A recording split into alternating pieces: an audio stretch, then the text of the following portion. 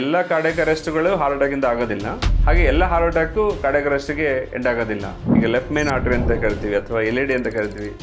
ಅದರಲ್ಲಿ ಕೆಲವು ಸಲ 100% ಬ್ಲಾಕ್ ಆದಾಗ, ಅದು ಡ್ಯಾಮೇಜ್ ಆದಾಗ ಹಾರ್ಟ್ ಸಡನ್ ಸ್ಟಾಪ್ ಆಗಿಬಿಡುತ್ತೆ. ಕಾರ್ಡಿಯಾಕ್ ಅರೆಸ್ಟ್ ಪೇಷಂಟ್ ಹೇಗೆ ಬಿಹೇವ್ ಮಾಡ್ತಾರೆ ಅಂದರೆ, ಸಡನ್ನಾಗಿ ಕೊಲಾಪ್ಸ್ ಆಗಿ ಬಿದ್ದುಬಿಡ್ತಾರೆ. ಹಾರ್ಟ್ ಅಟ್ಯಾಕ್ ಆದಾಗ ಪೇಷಂಟ್ ಸಾಮಾನ್ಯ ಅವರೇ ನಡ್ಕೊಂಡು ಬರ್ಬೋದು, ಆಸ್ಪತ್ರೆಗೆ ಬಂದು ಚೆಸ್ಟ್ ಪೇನ್ ಅಂತ ಹೇಳ್ತಾರೆ, ECG ಮಾಡ್ತೀವಿ.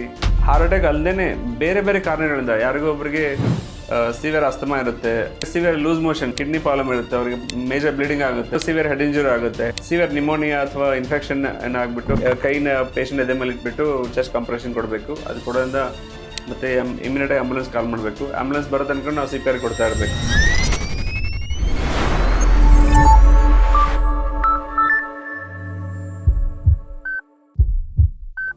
ನಮಸ್ಕಾರ. ಈ ಹಾರ್ಟ್ ಅಟ್ಯಾಕ್ ಮತ್ತು ಕಾರ್ಡಿಯಾಕ್ ಅರೆಸ್ಟು ಏನು ಡಿಫ್ರೆನ್ಸು ಅನ್ನೋದು ಸಾಮಾನ್ಯವಾಗಿ ಎಲ್ಲರೂ ಕೇಳ್ತಾರೆ. ಈ ಹಾರ್ಟಲ್ಲಿ ಈ 3 ರಕ್ತನಾಳಗಳಿದೆ, ಬಲಗಡೆ ಮತ್ತು ಸೆಂಟ್ರಲ್ಲು, ಎಡಗಡೆ. ಹೀಗೆ ಯಾವುದೇ ಒಂದು ರಕ್ತನಾಳದಲ್ಲಿ ಕೊಲೆಸ್ಟ್ರಾಲು, ಕ್ಯಾಲ್ಶಿಯಂ ಮತ್ತು ಅಥವಾ ಬ್ಲಡ್ ಕ್ಲಾಟು ಸೇರಿ ಅದು ಆರ್ಟರಿ ಬ್ಲಾಕ್ ಆದರೆ ಆ ಒಂದು ಪರ್ಟಿಕ್ಯುಲರ್ ಭಾಗಕ್ಕೆ ಮಾತ್ರ ಆಕ್ಸಿಜನ್ ಸಪ್ಲೈ ನಿಂತೋಗ್ಬಿಡ್ತದೆ. ಈಗ ಈ ಆರ್ಟರಿ ಬ್ಲಾಕ್ ಆದರೆ ಇಲ್ಲಿ ಬ್ಲಡ್ ಸಪ್ಲೈ ಸ್ಟಾಪ್ ಆಗುತ್ತೆ, ಇಲ್ಲಿ ಬ್ಲಾಕ್ ಆದರೆ ಈ ಕಡೆ ಸ್ಟಾಪ್ ಆಗುತ್ತೆ, ಇಲ್ಲದ್ರೆ ಇಲ್ಲಾಗುತ್ತೆ. ಅಂದರೆ ಒಂದು ಎಂಟೈರ್ ಹಾರ್ಟಲ್ಲಿ ಒಂದು ಭಾಗಕ್ಕೆ ಮಾತ್ರ ಅದು ಬ್ಲಡ್ ಸಪ್ಲೈ ಕಡಿಮೆ ಆಗಿಬಿಟ್ಟು ಆ ಏರಿಯಾ ಮಾತ್ರ ಪಂಪಿಂಗ್ ಮಾಡೋದಿಲ್ಲ, ರಿಮೈನಿಂಗ್ ಏರಿಯಾ ಪಂಪಿಂಗ್ ಮಾಡ್ತಾ ಇರುತ್ತೆ. ಹಾರ್ಟ್ ರೇಟ್ ನಾರ್ಮಲ್ ಇರುತ್ತೆ, BP ನಾರ್ಮಲ್ ಅಥವಾ ಜಾಸ್ತಿ ಕಡಿಮೆ ಇರ್ಬೋದು. ಸೊ ಅದು ಹಾರ್ಟ್ ಅಟ್ಯಾಕ್ ಅಂತ ಕರಿತೀವಿ. ಅವಾಗ ಸಿಮ್ಟಮ್ ಬರೋದು ಎದೇನೋ ಉಸಿರಾಟ ತೊಂದರೆ ಬರ್ಬೋದು. ಪೇಷಂಟ್ ಕಾನ್ಷಿಯಸ್ ಇರ್ತಾರೆ, ಮಾತಾಡ್ತಿರ್ತಾರೆ. ಅವಾಗ ಆಸ್ಪತ್ರೆ ಬಂದಾಗ ಹೇಳ್ತೀವಿ ಅಟ್ಯಾಕ್ ಆಗಿದೆ ಅಂತ ಹೇಳಿ ECG ಮಾಡಿ ಏನು ಟ್ರೀಟ್ಮೆಂಟ್ ಮಾಡಬೇಕು ಮಾಡ್ತೀವಿ. ಅದಕ್ಕೆ ಕೆಲವು ಸಲ ಹಾರ್ಟ್ ಅಟ್ಯಾಕ್ ತುಂಬ ಸಿವಿಯರ್ ಆದರೆ ಮ್ಯಾಸಿವ್ ಅಟ್ಯಾಕ್ ಅಂತ ಹೇಳ್ತೀವಿ. ಈಗ ಲೆಫ್ಟ್ ಮೇನ್ ಆರ್ಟರಿ ಅಂತ ಕರಿತೀವಿ ಅಥವಾ LAD ಅಂತ ಕರಿತೀವಿ. ಅದರಲ್ಲಿ ಕೆಲವು ಸಲ 100% ಬ್ಲಾಕ್ ಆದಾಗ, ಅದು ಸಡನ್ನಾಗಿ 50% ಜಾಸ್ತಿ ಹಾರ್ಟ್ ಮೊದಲು ಡ್ಯಾಮೇಜ್ ಆಗಿಬಿಡುತ್ತೆ. ಅಷ್ಟು ಡ್ಯಾಮೇಜ್ ಆದಾಗ ಹಾರ್ಟ್ ಸಡನ್ನಾಗಿ ಸ್ಟಾಪ್ ಆಗಿಬಿಡುತ್ತೆ.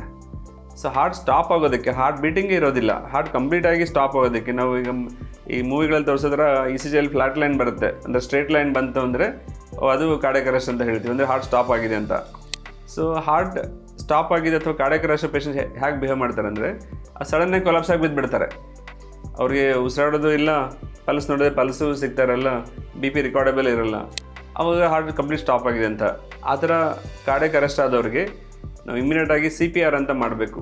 ಕೈನ ಪೇಷಂಟ್ ಎದೆ ಮೇಲೆ ಇಟ್ಬಿಟ್ಟು ಚೆಸ್ಟ್ ಕಂಪ್ರೆಷನ್ ಕೊಡಬೇಕು. ಅದು ಕೊಡೋದ್ರಿಂದ ಮತ್ತು ಇಮಿಡಿಯೇಟಾಗಿ ಆಂಬುಲೆನ್ಸ್ ಕಾಲ್ ಮಾಡಬೇಕು. ಆಂಬುಲೆನ್ಸ್ ಬರೋ ತನಕ ನಾವು CPR ಕೊಡ್ತಾ ಇರಬೇಕು. ಸೊ ಈ ಎಲ್ಲ ಹಾರ್ಟ್ ಅಟ್ಯಾಕ್ ಇರೋ ಪೇಷಂಟಿಗೂ ಕಾರ್ಡಿಯಾಕ್ ಅರೆಸ್ಟ್ ಆಗೋದಿಲ್ಲ. ಮ್ಯಾಸಿವ್ ಅಟ್ಯಾಕ್ ಆಗಿ ಅಥವಾ ಒಂದು 10% ಅಟ್ಯಾಕ್ ಇರೋ ಜನರಲ್ಲಿ ಮಾತ್ರ ಕಾರ್ಡಿಯಾಕ್ ಅರೆಸ್ಟ್ ಆಗುತ್ತೆ. ಹಾರ್ಟ್ ಅಟ್ಯಾಕ್ ಅಲ್ಲದೇ ಬೇರೆ ಬೇರೆ ಕಾರಣಗಳಿಂದ ಯಾರಿಗೋ ಒಬ್ಬರಿಗೆ ಸಿವಿಯರ್ ಅಸ್ತಮಾ ಇರುತ್ತೆ, ಅಸ್ತಮಾ ಸಿವಿಯರ್ ಅಟ್ಯಾಕ್ ಆಗಿಬಿಟ್ಟು ಆಕ್ಸಿಜನ್ ಲೆವೆಲ್ ಕಡಿಮೆ ಆಗಿಬಿಟ್ಟು ಅದರಿಂದನೂ ಕಾರ್ಡಿಯಾಕ್ ಅರೆಸ್ಟ್ ಆಗ್ಬೋದು.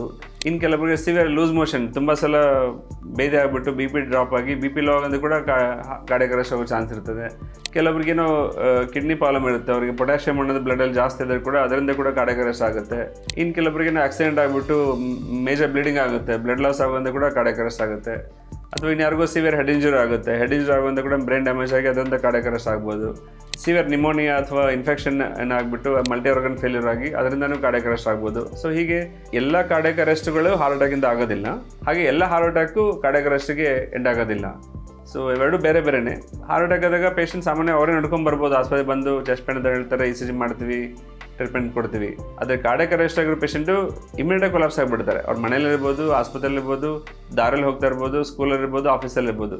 ಸೊ ಯಾರಾದರೂ ಸಡನ್ನಾಗಿ ಅನ್ಕಾನ್ಷಿಯಸ್ ಆಗಿ ಬಿದ್ದುಬಿಟ್ರು ಅಂತಂದರೆ, ಅವ್ರಿಗೆ ಪಲ್ಸ್ ಸಿಗ್ತಾ ಇಲ್ಲ ಅಂತಂದರೆ ಅವ್ರಿಗೆ ಕಾರ್ಡಿಯಾಕ್ ಅರೆಸ್ಟ್ ಆಗಿದೆ ಅಂತ ಅರ್ಥ.